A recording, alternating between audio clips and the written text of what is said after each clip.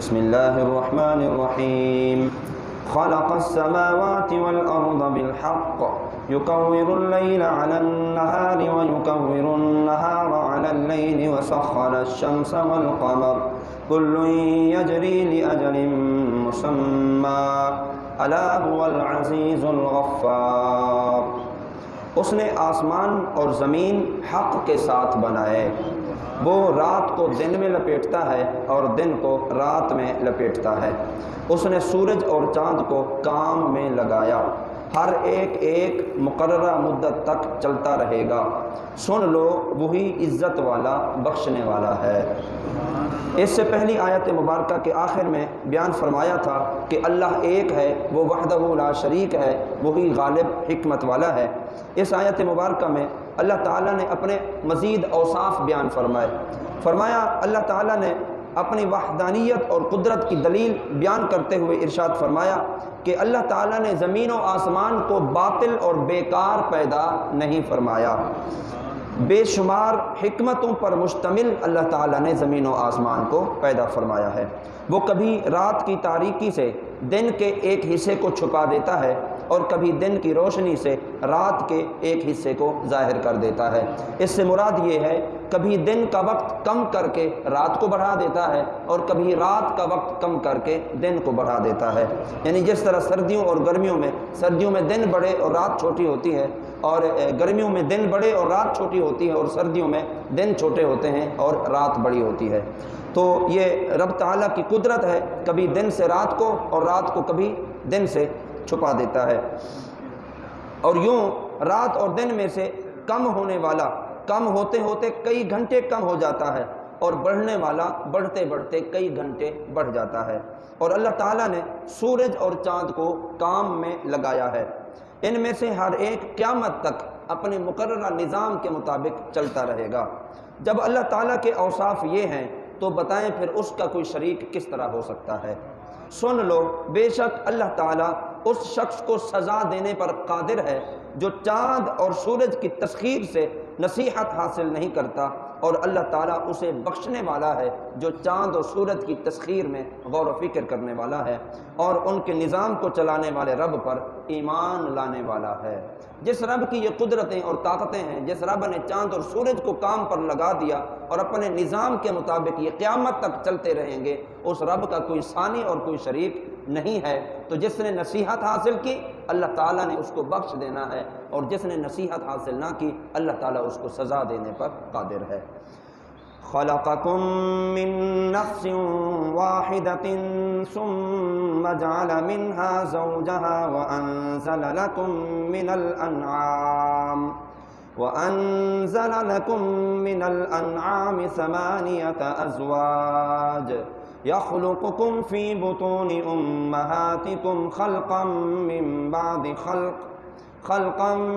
بعد خلق في ظلمات ثلاث ذلكم الله ربكم له الملك لا إله إلا هو فأنا تصرفون۔ اس نے تمہیں ایک جان سے پیدا کیا، پھر اسی سے اس کا جوڑا بنایا، اور تمہارے لیے چوپایوں میں 8 جوڑے بنائے۔ تمہیں تمہاری ماؤں کے پیٹ میں 3 اندھیروں میں پیدا کرتا ہے، ایک حالت کی تخلیق کے بعد دوسری حالت کی تخلیق ہوتی ہے۔ یہ اللہ تعالیٰ تمہارا رب ہے، اسی کی بادشاہی ہے، اس کے سوا کوئی اور عبادت کے لائق نہیں ہے، پھر تم کہاں پھرے جاتے ہو؟ اس سے پہلی آیت مبارکہ میں تو اللہ تعالیٰ نے آفاقی نشانیوں کا ذکر فرمایا، چاند و سورج کا ذکر فرمایا، لیل و نہار کا ذکر فرمایا۔ اس آیت مبارکہ میں اللہ تعالیٰ نے زمینی نشانیاں بیان کر کے اپنی وحدانیت اور قدرت کے دلائل کو قائم فرمایا۔ پہلی دلیل تو یہ ارشاد فرمائی کہ اے لوگو، اللہ تعالیٰ نے تمہیں ایک جان حضرت آدم علیہ السلام سے پیدا فرمایا، اور پھر انہی سے اللہ تعالیٰ نے حضرت حوا رضی اللہ تعالیٰ عنہا کو پیدا فرمایا ہے۔ دوسری دلیل یہ ارشاد فرمائی کہ اللہ تعالیٰ نے تمہارے لیے چوپائے بنائے، اونٹ، گائے، بکری، بھیڑ، فرمایا ان کے 8 جوڑے اللہ تعالیٰ نے پیدا فرمائے، یعنی نر اور مادہ۔ اور تیسری دلیل یہ ارشاد فرمائی کہ اللہ تعالیٰ نے تمہیں تمہاری ماؤں کے پیٹ میں 3 اندھیروں میں پیدا فرمایا، 3 اندھیروں میں اللہ تعالیٰ نے انسان کو پیدا فرمایا۔ ایک حالت کی تخلیق کے بعد دوسری حالت کی تخلیق ہوتی ہے۔ 3 اندھیروں سے مراد پیٹ ہے، بچہ دانی ہے، اور پھر اس کی جھلی ہے کہ جہاں بچہ محفوظ رہتا ہے۔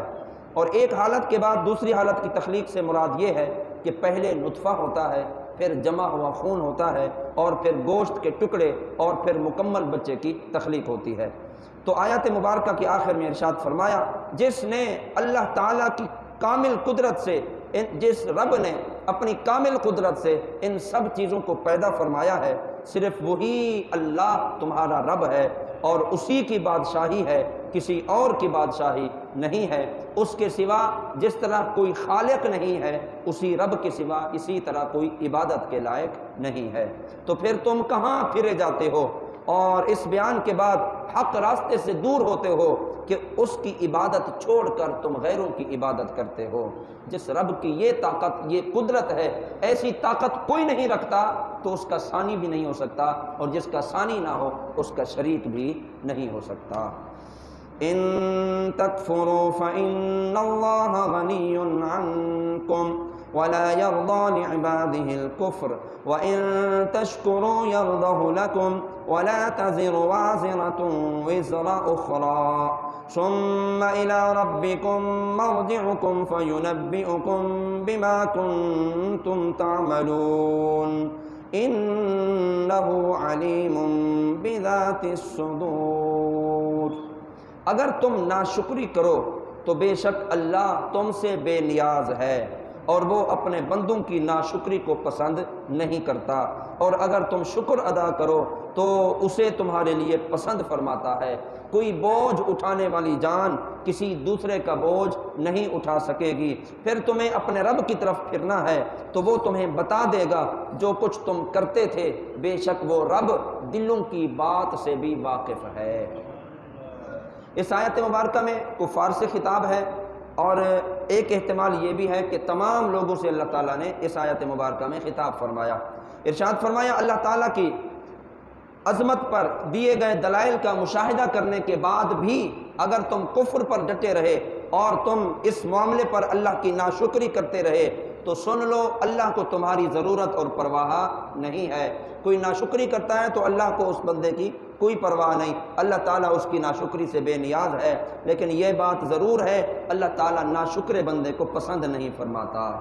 اور اگر تم شکر کرو گے تو پھر یہ بات اللہ تعالیٰ کو بہت پسند ہے، اور اللہ تعالیٰ ایسے بندے کے لیے جو شکر ادا کرتا ہے اس کے لیے اللہ تعالیٰ نعمتوں میں مزید اضافہ فرما دیتا ہے۔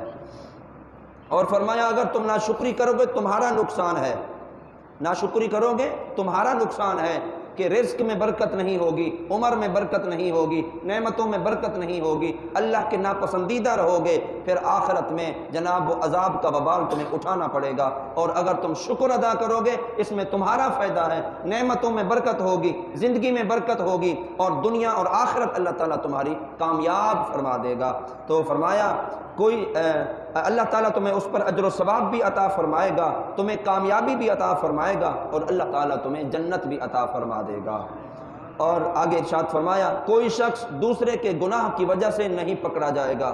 ہاں ایک بات ضرور ہے، ایسے لیڈر، ایسے مبلغ، ایسے مدرس اور ایسے جناب ذمہ داران کہ جن کی اطاعت اور پیروی لوگ کرتے ہیں، اگر ان لوگوں نے اپنی رعایا کو غلط راستے پر لگایا تو جس طرح وہ گناہوں میں برابر کے شریک ہوں گے، اس طرح ان کو لگانے والا بھی اسی طرح گناہوں میں برابر کا شریک ہوگا۔ اب جس طرح رعایا کی پکڑ ہوگی، عہدیدار کی پکڑ بھی اسی طرح ہوگی۔ تو یہ کسی کی اتباع کرنا آنکھیں بند کر کے نہیں کرنی چاہیے، کسی کی پیروی آنکھیں بند کر کے نہیں کرنی چاہیے۔ ہمیں پتہ ہونا چاہیے جس کے نقش قدم پر چل رہے ہیں وہ خود بھی ہدایت یافتہ ہے یا نہیں ہے۔ اگر وہ سچے راستے پر چل رہا ہے پھر تو آپ اس کے پیچھے چلیں، اور اگر وہ سیدھے راستے پر نہیں چل رہا، آپ کو گناہ کی دعوت دے رہا ہے، آپ کو بدکاری کی طرف لے جانا چاہتا ہے، آپ کو اللہ کی نافرمانیوں والے کام کی طرف لے جانا چاہتا ہے، تو سن لو، بچ جاؤ، کیونکہ یہ ایسے جرم ہیں کرنے والا بھی اس میں شامل ہوتا ہے اور کرانے والا بھی اس میں شامل ہوتا ہے، ورنہ اکیلے اکیلے کوئی کسی کے گناہ کا بوجھ نہیں اٹھائے گا۔ اور پھر تمہیں آخرت میں اپنے رب کی طرف پھرنا ہے تو وہ رب تمہیں بتا دے گا کہ تم دنیا میں کیا کرتے تھے۔ آج تو انسان اگر 7 کمروں میں چھپ کر بھی کوئی گناہ کرتا ہے، وہ لوگوں سے تو چھپ جائے گا، انسانوں سے تو چھپ جائے گا، بندوں سے تو چھپ جائے گا، اللہ کی مخلوق سے تو چھپ جائے گا، لیکن اللہ تعالیٰ کی ذات سے نہیں چھپ سکتا۔